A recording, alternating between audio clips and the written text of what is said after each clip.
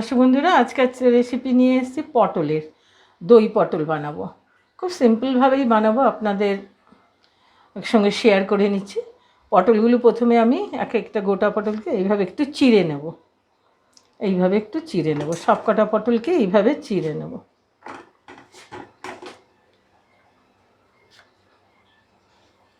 একটু চিড়ে না নিলে গোটা পটল ফেটে যায় আর গায়ে অ্যাক্সিডেন্টের ভয় থাকে, আর তারপরেও রসটার তেল মশলাটা ঢোকে না। এইভাবে সব কটা আমি চিড়ে নিচ্ছি। পটলগুলো সব কেটে নিয়েছি, এবার একটু নুন হলুদ মাখিয়ে দেবো। এতে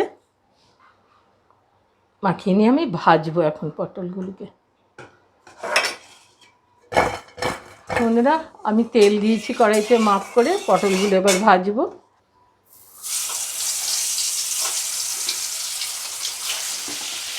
আমার এটা ভাজা হয়ে গেছে একটা এলাচ।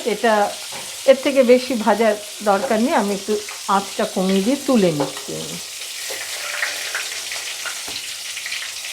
বেশি ভাজলে হয় কি, এর সফটনেসটা নষ্ট হয়ে যায়, ওই জন্যে আমি অল্প ভাজলাম।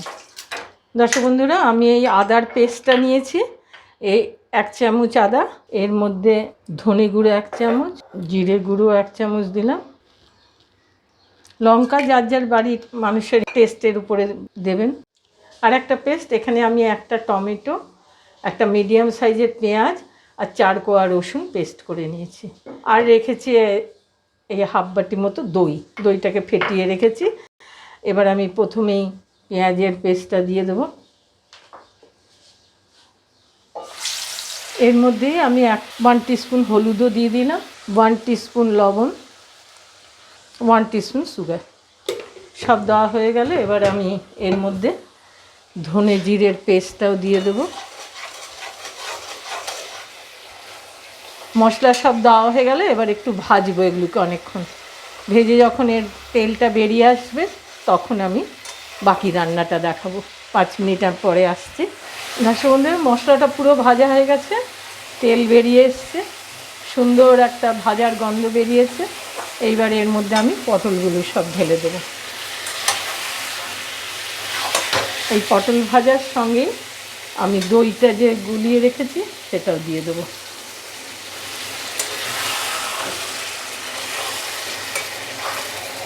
এই দিয়ে একটু ভাজা ভাজা করে মাপ করে জল দেবো।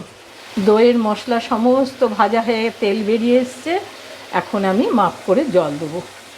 এই 1 বাটি জল দেবো, এর থেকে বেশি দেবো না। মাখো মাখো ঘন ঝোলই এটার ভালো লাগে।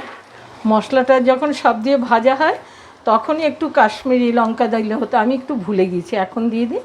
এই ঝোলের সঙ্গে ফুটলো, 1 টিস্পুন দিলাম।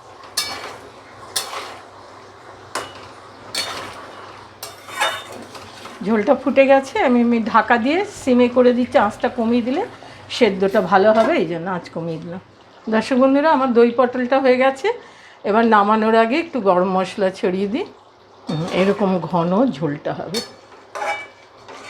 আর কিছুর দরকার হবে না। এই দিয়েই একতলা ভাত খাওয়া হয়ে যায়।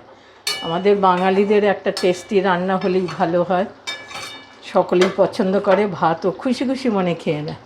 এবার প্লেটিং করি আমি। দর্শক বন্ধুরা, আমার দই পটলটা কমপ্লিট হয়ে গেল, আপনাদের সঙ্গে শেয়ার করলাম।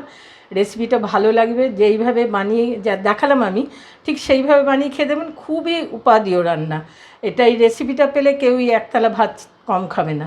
কাজেই এটা বানিয়ে খেয়ে দেখবেন, ভালো লাগলে আমাকে লাইক সাবস্ক্রাইব করবেন।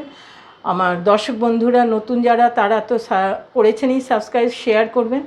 আর নতুন বন্ধুদের জানাই একটা সাবস্ক্রাইব করে বেল আইকনটা অবশ্যই টিপে দেবেন, যাতে প্রতি সময়ে যে নতুন নতুন রান্নাগুলো বানাবো আপনারা যাতে দেখতে পান, তার জন্যে। এই আশা রেখে আজকে রাখছি।